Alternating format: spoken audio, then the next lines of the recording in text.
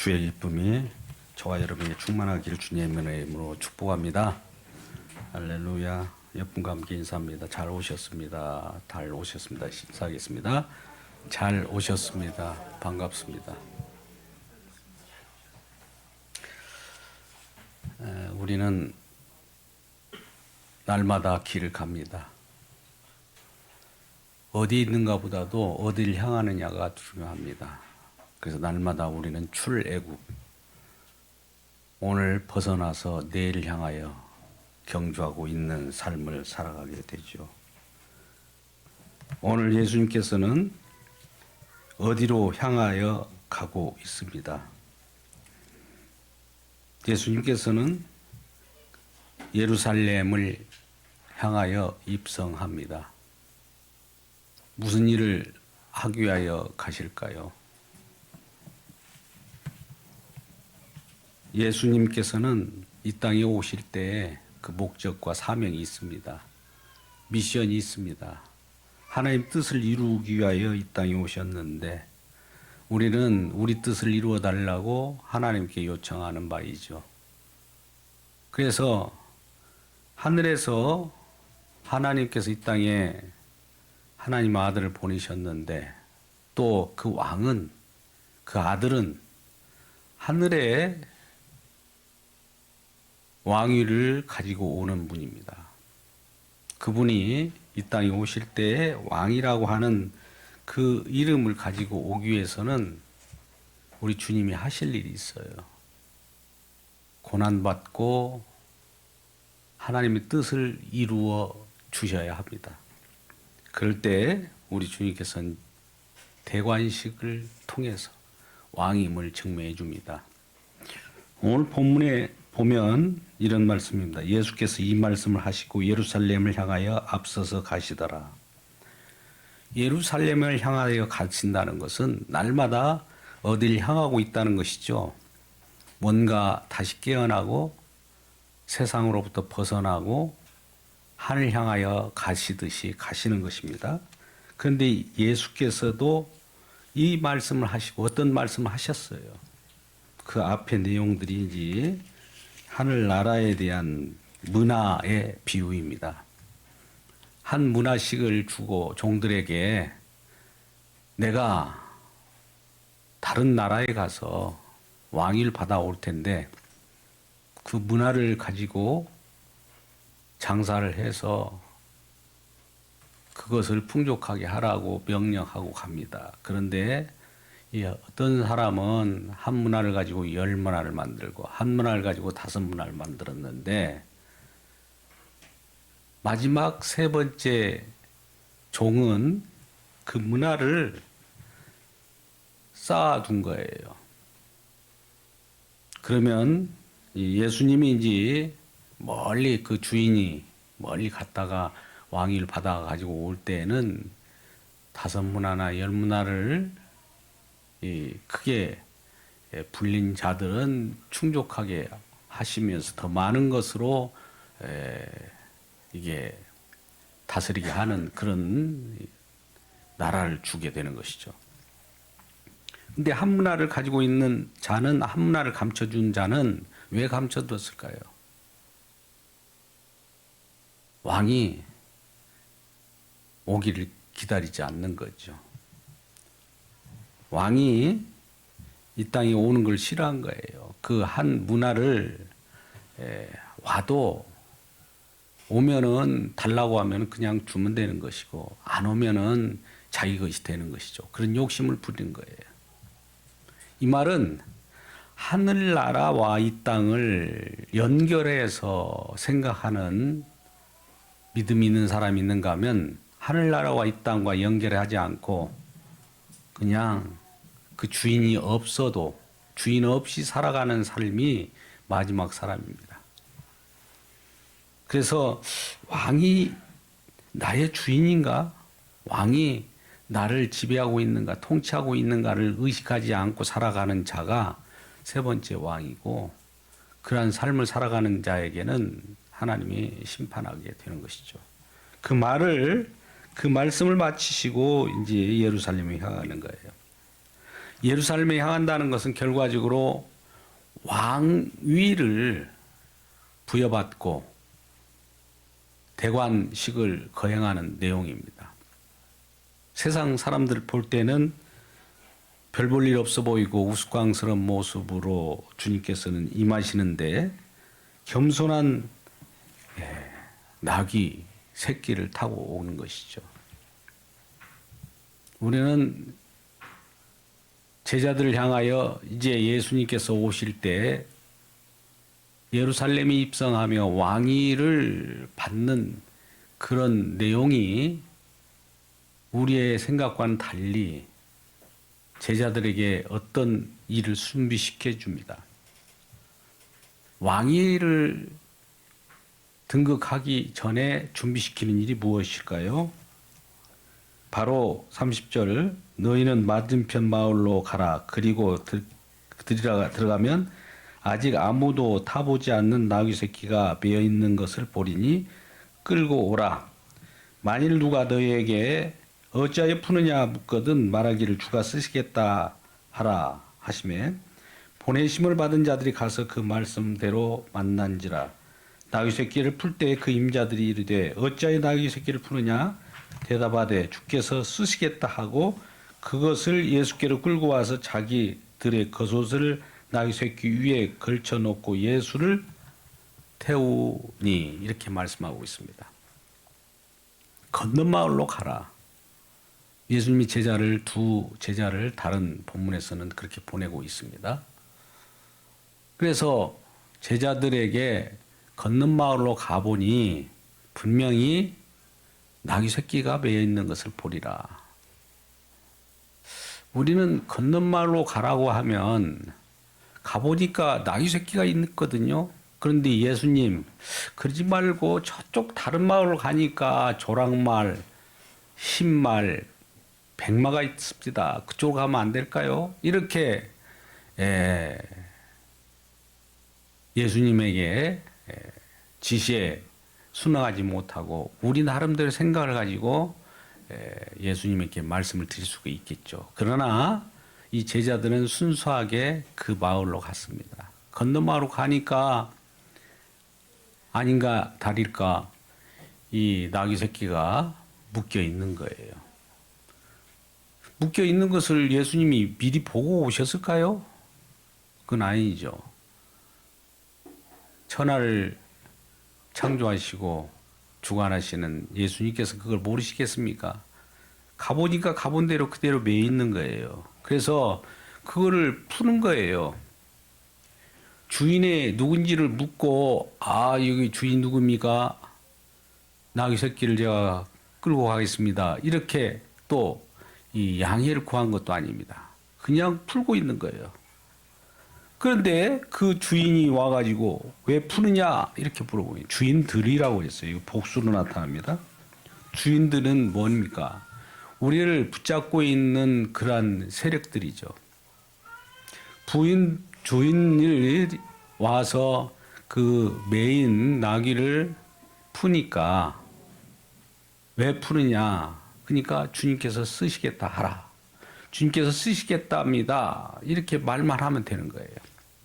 하나님 말씀의 권위는 이와 같이 말만 하면 그대로 이루어지는 현장을 보게 됩니다. 이게 말씀의 권위죠. 주께서 쓰시겠다. 이 말만 하면 그대로 이루어지는 거예요. 그러니 천하에 아무리 그동안에 나귀 새끼를 몰고 나귀 새끼를 그동안 매게 해서 부렸던 그러한 주인들도 놓여주게 되는 것이죠.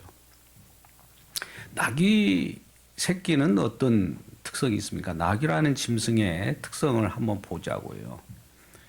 이건 우리가 출애굽기에도 나오는 내용입니다만은 이 짐승을 유월절 어린 양으로 잡을 때 이 나귀는 어린 양으로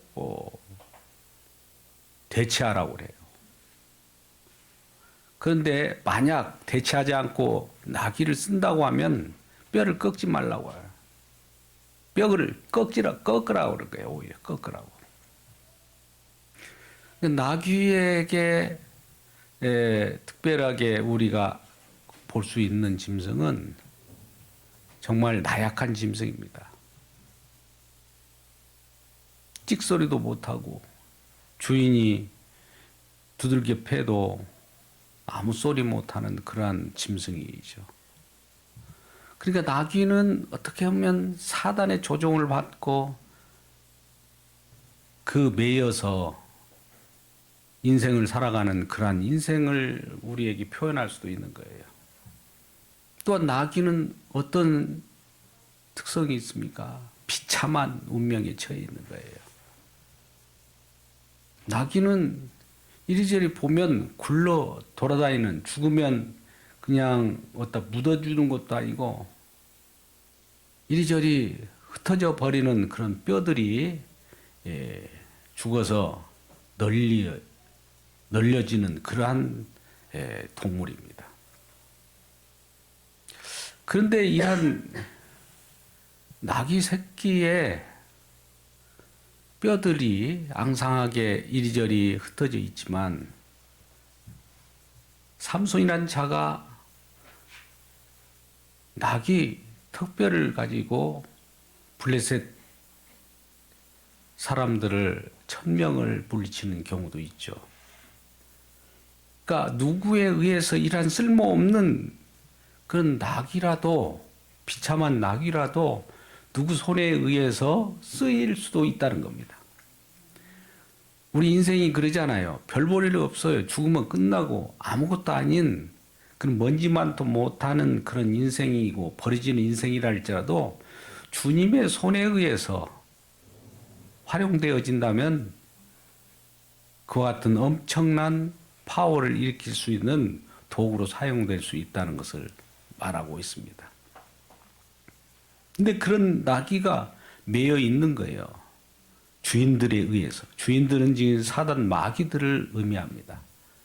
그런데 예수님께서 명령하기를 제자들에게 가서 주님께서 쓰겠다고 하면 그냥 내어줄 수밖에 없는 것이죠. 사단도 우리 주님의 명령에는 복종할 수밖에 없는 겁니다.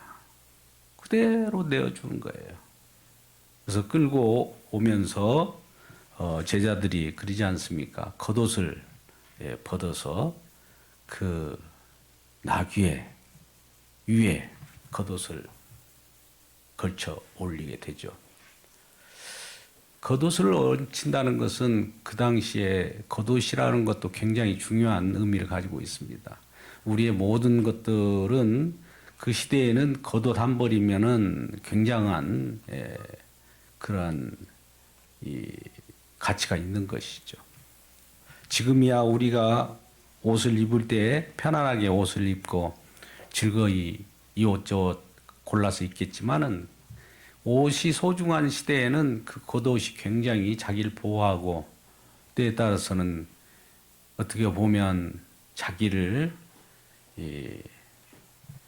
일으켜 세울 수 있는 그런 옷인 것이죠.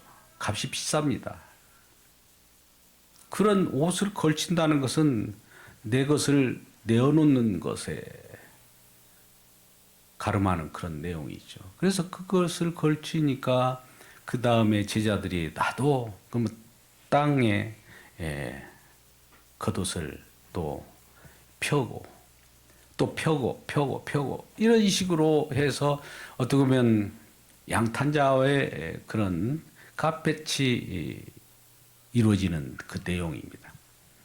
예수님은 그와 같은 그 예수님의 제자들이 펼쳐 놓은 겉옷 그 위를 밟고 나귀를 타고 내려오시는 그 모습을 봅니다. 감람산 내리막길에 가까이 오매, 그러니까 이 내려온다는 것은 감람산이라는 높은 곳에서 내려오는 모습을 봅니다. 나귀를 타고 내려온다. 하늘에서 내려오는 모습을 보여주는 거 아니겠습니까? 그 화려한 것 같지만 사실은 별 볼 일 없고 우스꽝스러운 모습으로 등극하는 그 모습을 볼 때 그럼에도 불구하고 그를 찬양하는 무리들이 생기게 되죠. 큰 소리로 하나님을 찬양하여 이르되 찬송하리로다 주의 이름으로 오시는 이여. 우리가 지금 이 말씀을 이전에 누가복음 1장, 2장에서 나타난 바 예수님이 탄생할 때도 이와 같이 찬양하고 노래를 불렀던 내용입니다. 주의 이름으로 오시는 왕이여. 하늘에는 평화요 가장 높은 곳에는 영광이로다. 그 모습을 보고 많은 사람들이 찬양을 하는 거예요.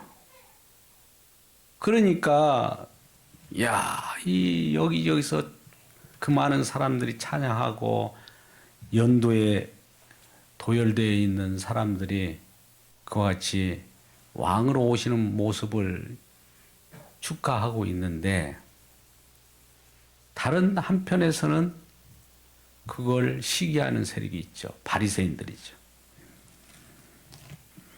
39절에 무리 중 어떤 바리새인들이 말하되 선생이여 당신의 제자들을 책망하소서 하거늘. 당신의 제자들을 책망하라는 것은 지금 이 그와 같이 찬양하고 영광을 돌리는 자들은 좀 꾸짖어 달라는 거예요. 근데 이 내용들이 예수님께서는 그러한 바리새인들의 저항을 말로 거절하죠. 그러면서 이 연도에 있는 제자들이 찬양하지 않으면, 무리들이 찬양하지 않으면 돌들로도 찬양하게 하겠다는 거예요. 이 세상 모든 만물이 주님을 찬양하기 위해 존재합니다. 할렐루야. 예수님이 정말 예루살렘이라고 하는 실질적으로 이 땅에 가장 중심 지역에 왕으로 등극하려고 들어오는 그러한 상황 속에서 찬양을 못할 망정 꾸짖고 그러한 모습을 비아냥거리는 자들은 심판을 받게 되는 거예요. 그리고 그런 것들이 있어야 되는데 그런 것이 이루어지지 않는다면 오히려 일간 다른 피조 세계, 돌들로 하여금 칭찬하게 한다. 돌들로 하여금 찬양하게 하겠다라는 겁니다. 오늘 내용은 이와 같은 내용으로 되어 있어요. 그래서 우리 왕으로 오시는 분은 어떤 분인가? 또 어떤 모습으로 오는가를 우리 생각해 보도록 하겠습니다. 우리가 생각하기에 왕으로 오는 분들은 정말 우리가 요구하는 왕은 어떤 왕입니까?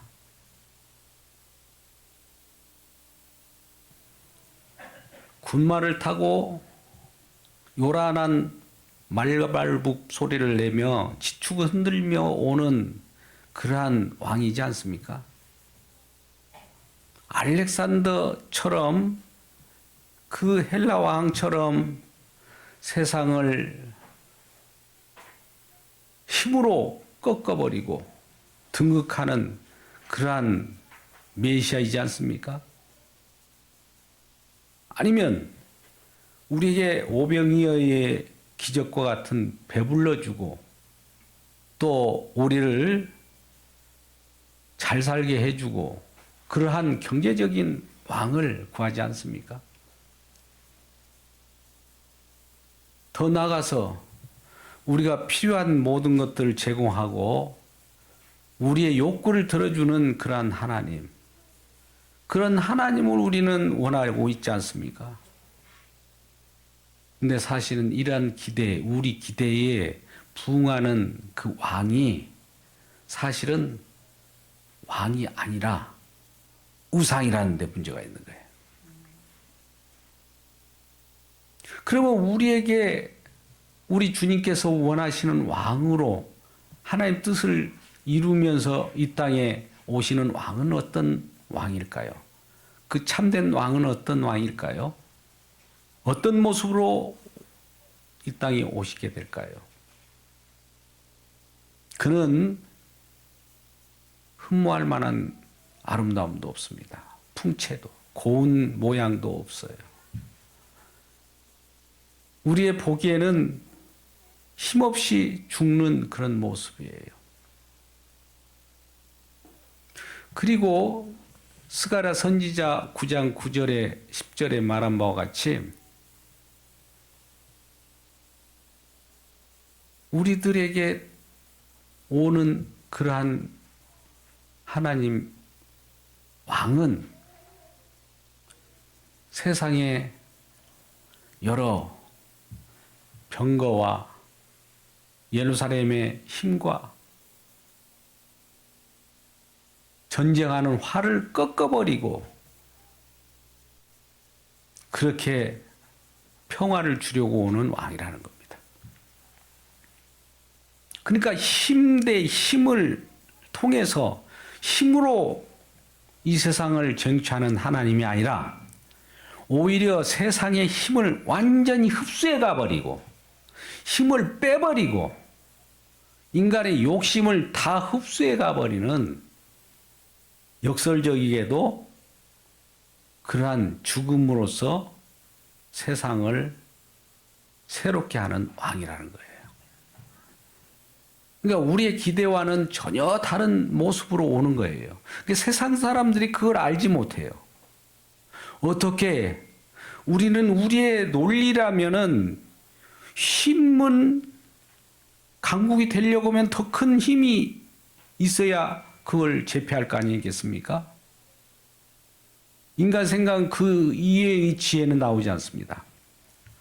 근데 하나님의 지혜는 아무리 세상에서 힘이 세고 영호와 같은 그러한 왕이 있을지라도 그를 지배할 수 있는 길은 그 힘을 빼버리는 거예요. 여러분 십자가가 어떤 내용인지 아시겠죠? 십자가에서 힘을 빼버리는 거예요. 같이 죽어버리는 거예요. 이 세상의 모든 힘을 우리 주님께서 힘도 창조하시고 또 부여해 주기도 했습니다. 그러다 보니 힘을 남발하고 힘을 잘못 쓰니까 힘을 회수해 가버리는 거예요. 그게 십자가예요. 힘을 어떻게 해소해 가느냐? 힘을 강하게 해서 더 큰 힘으로 작은 힘을 이렇게 양육강식으로 우리가 전쟁을 펴서 능히 그것을 이기는 것이 승리이지 어떻게 힘이 없는 것이 힘을 끌어당길 수 있느냐? 예, 이게 하나님의 지혜라는 거예요. 없는 힘이 아니라 사실 그 없는 것 같지만 사실은 엄청난 파워가 보이지 않는 곳에서 흡수해 가버리는 거죠. 블랙홀처럼 말입니다. 그러니 세상 사람들이 볼 때 별 볼 일 없는 거 아니겠습니까? 아무리 마귀의 세력이 이 나귀를 매어서 조종하고 그걸 풀어가지 못하도록 하지만 그 하나님의 파워는 명령하는 대로 풀어 내게로 가져오라 하면 그냥 주게해서 쓰시겠다 하면 내어드릴 수 있는 그런 만왕의 만물의 주인 되신 분이 명령하면 그대로 이루어지는 거예요. 주께서 쓰시겠다. 주께서라는 말은 주인이 따로 있다는 거예요. 주께서 주인이 쓰겠다는 거예요. 잠시 잠깐 매여 있는 건 사단에 매여 있는 그 사단이 주인인 것 같지만 그 사단이 주인이 아니라 진짜 주인, 사단 위에 주인이 있는 거죠. 그 주인이 쓰시겠다고 하면 사단도 꼼짝 못하는 거예요. 그래서 그걸 풀어 가져가게 하는 거예요. 가져가세요. 우리 제자들이 깜짝 놀라는 것이에요. 어떻게 이런 일이 벌어질까? 예수님을 따라다니는 제자들도 이제야 그 하나님의 권능을 알게 되는 거예요. 권능이, 파워는 파워인데 세상 파워하고는 달라요. 그래서 예수님은 결과적으로 이러한 하나님의 역사를, 뜻을 이루기 위해서 이 땅에 오신 겁니다. 그래서 예루살렘의 마지막 사역을, 마침표를 찍기 위해서,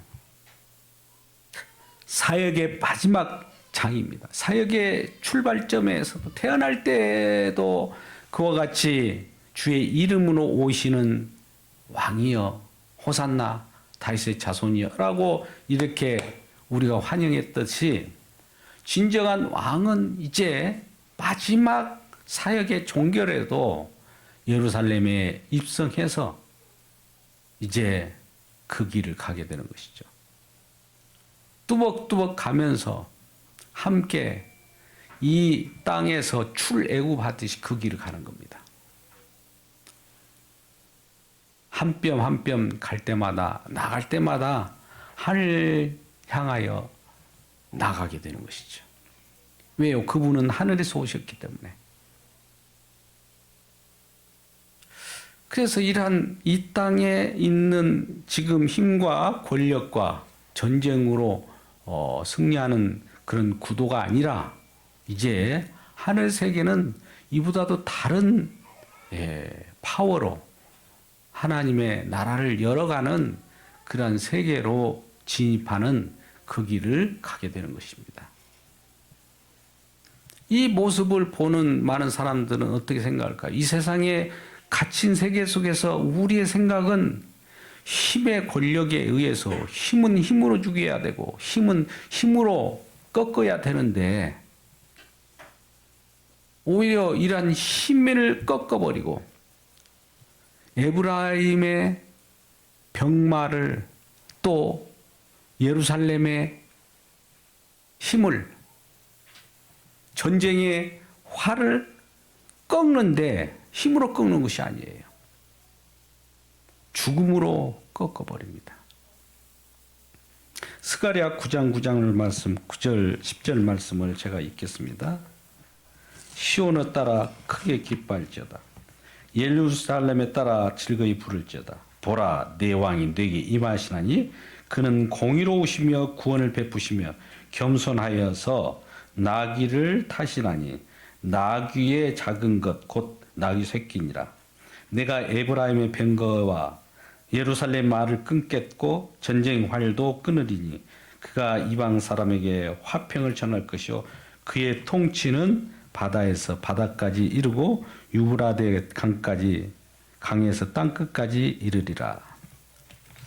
이 말씀대로, 약속대로 이루신 분이 하나님의 힘입니다. 할렐루야.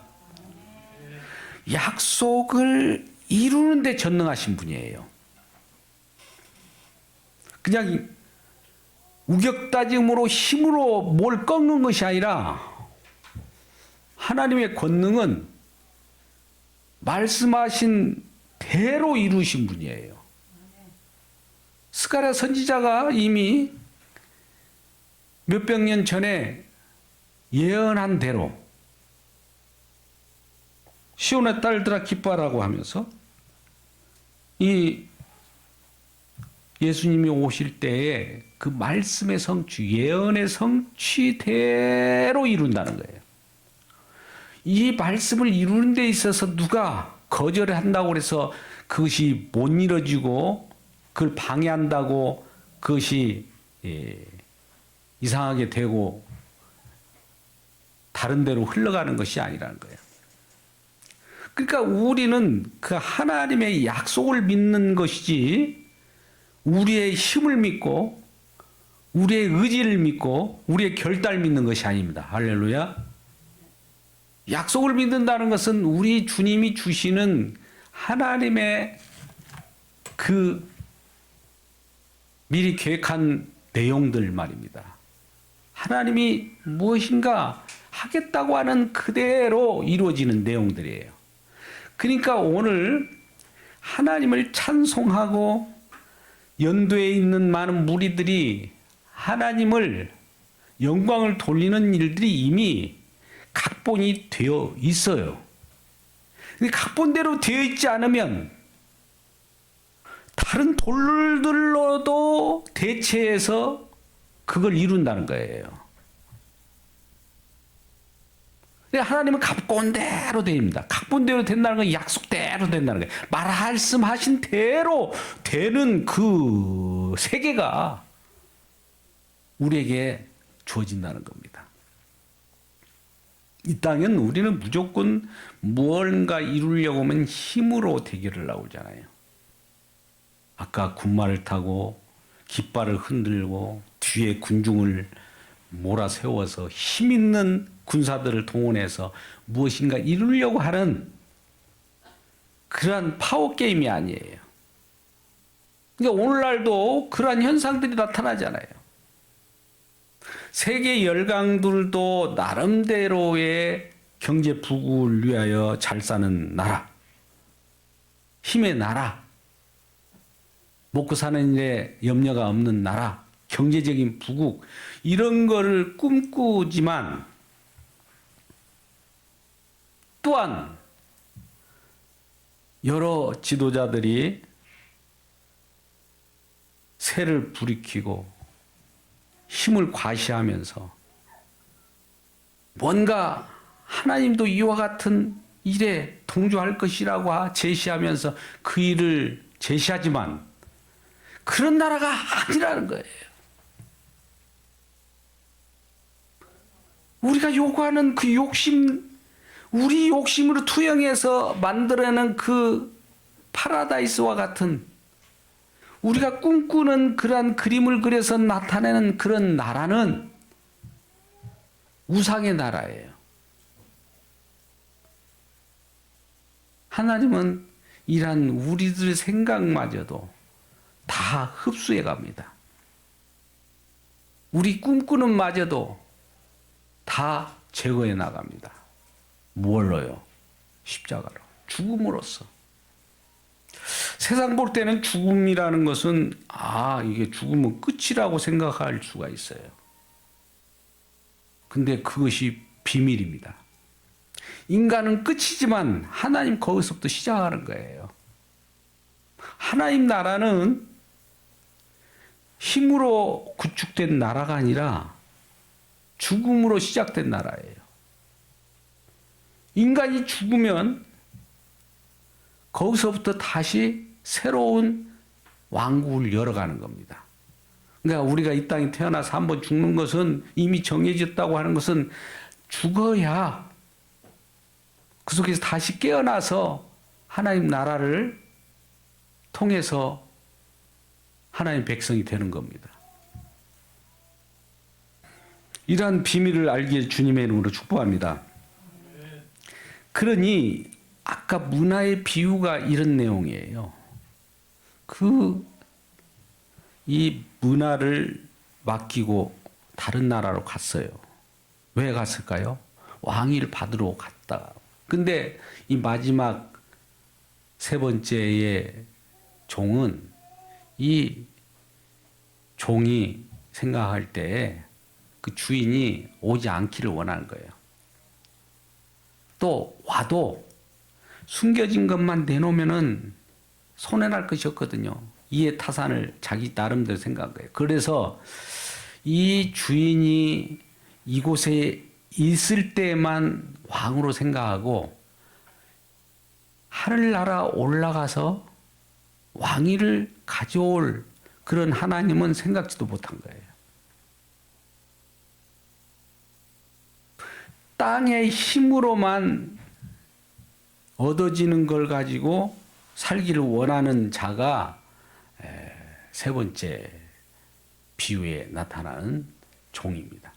그러나 하늘이다 이 땅이든 이 주님의 통치 만왕의 왕은 하늘에든 이 땅이든 하늘에 올라가든 이 땅에 계시든 간에 만왕의 왕입니다. 할렐루야.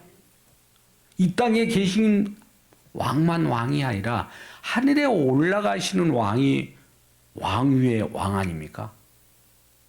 만왕의 왕이요. 만주의 주인입니다. 그래서 그러한 만주의 주이시고 만왕의 왕이신 분이 주인이기 때문에 만주의 주인임을 표현하기 위해 첫 번째는 오늘 말씀의 내용은 만주의 주인이라는 분은 그 내가 쓰시겠다 하면 주님은 주인이기 때문에 주가 쓰시겠다. 주인이 쓰시겠다 하는데 무슨 말이 필요가 있어요.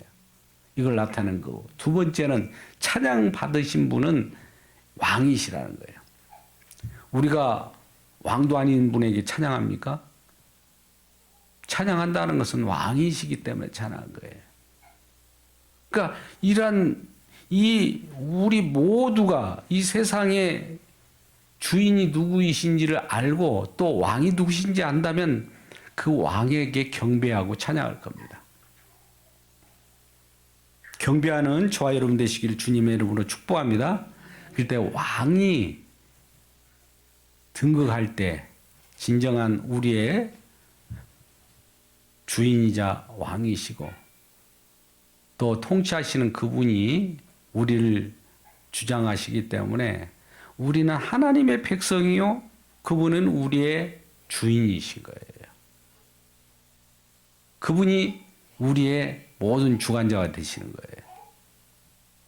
오늘 또 이러한 예루살렘 입성을 통해서 예수님께서 마지막의 사역은 무엇인가 우리들에겐 고난과 비참한 어떤 침뱉음을 통해서 그가 조롱받고 죽어가지만 이 죽음 속에 일하는 것이 끝이 아니라 이 죽음을 통해서 인간의 모든 권력과 힘을 흡수해가는 블랙홀과 같은 것을 통해서 우리를 새로운 힘이 지배하는 나라가 아니라 평화가 지배하는 나라를 만든다는 이 사실을 기억하고 하나님께 감사하는 저와 여러분 되시기를 주님의 이름으로 축복합니다. 기도하겠습니다. 아버지 하나님 감사합니다. 주의 성령께서 놀라우신 사랑으로 우리에게 임하시는 걸 봅니다. 그는 정말 몰골이 사나울 정도로 많은 사람들에게 거리낌을 가지고 이 땅에 오십니다. 뿐만 아니라 정말 우스꽝스러운 모습으로 나귀를 타고 입성하지만 그가 만왕의 왕임을 누가 알겠습니까? 그러나 예언자 스가랴 선지자를 통해서 마지막에 오시는 만왕의 진정한 참된 왕은 나귀 새끼를 타고 그와 같이 등극한다고 합니다. 예언대로 성취됨을 알게 하심을 감사합니다. 약속이 이루어짐을 감사합니다. 또한 그가 세상을 통치할 때 왕으로 등극할 때마다 모든 사람의 찬양을 받기에 합당하기에 그러한 왕을 쌍수 들고 찬양하게 하여 주시고 맞이하는 우리 모두가 되게 하여 주옵소서. 예수님의 이름으로 기도드리옵나이다. 아멘.